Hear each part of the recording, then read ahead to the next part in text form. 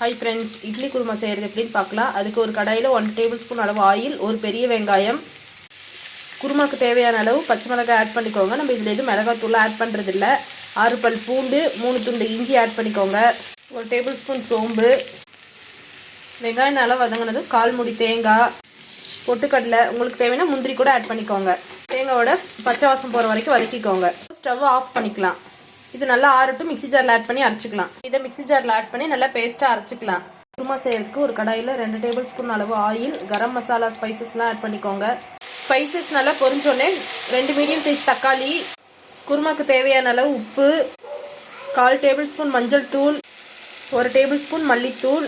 தக்காளி நல்லா மசிஞ்சதை அரைச்சி வச்ச தேங்காய் பேஸ்ட் ஆட் பண்ணிக்கோங்க. குருமாக்கு தேவையான அளவு தண்ணி ஆட் பண்ணிக்கோங்க. இதை நல்லா கொதிக்க விடுங்க. குருமா நல்லா கொதிச்சிருச்சு. கொத்தமல்லி தூவி இறக்கிக்கோங்க. இட்லி குருமா ரெடி.